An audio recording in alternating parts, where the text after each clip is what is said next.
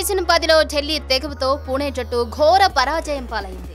Toss ఓడి batting ప్రారంభించిన ఢిల్లీ జట్టుకు దేశవాళీ ఆటగాళ్లు అసాధారణ స్కోర్ తెచ్చిపెట్టారు. ప్రధానంగా వర్ధమాన ఆటగాళ్లు సంజు శాంసన్, రిషబ్ పంత్ అద్భుత ప్రదర్శనతో భారీ స్కోరుకు బాటలు వేయగా క్రిస్ మోరిస్ మెరుపులు ఢిల్లీకి 205 పరుగుల భారీ స్కోరు తెచ్చిపెట్టాయి.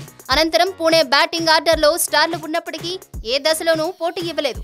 దానికి తోడు ఢిల్లీ సమర్థవంతంగా ఫీల్డింగ్ చేయడంతో పుణె ఆట కేవలం 16.1 ఓవర్ల పాటే కొనసాగింది.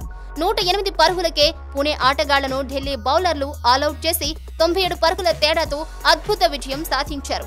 ఐపీఎల్ సీజన్ 10లో తొలి సెంచరీతో సత్తా చాటి మ్యాన్ ఆఫ్ ద మ్యాచ్, సిక్సర్ల అవార్డులను సంజు శాంసన్ గెలుచుకోగా most stylish player of the match అవార్డును క్రిస్ మోరిస్ దక్కించుకున్నాడు. అనంతరం సంజు శాంసన్ మాట్లాడుతూ రాహుల్ ద్రవిడ్ లేకుంటే తానిలా ఆడడం సాధ్యమయ్యేది కాదని తెలిపాడు.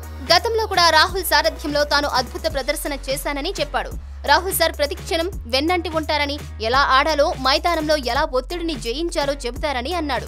రాహుల్ ద్రవిడ్ టెక్నిక్ ఆటను మరింత మెరుగుపరిచిందని, 30-40 స్కోర్లను భారీ స్కోర్లుగా ఎలా మలచాలో ఆయన వివరంగా చెబుతారని సంజు శాంసన్ తెలిపాడు. ఆయన వల్లే తాను రాణించి సెంచరీ చేశానని, ఆయనకు ధన్యవాదాలని సంజు తెలిపాడు. Thanks for watching one India Telugu. For more details please subscribe one India Telugu.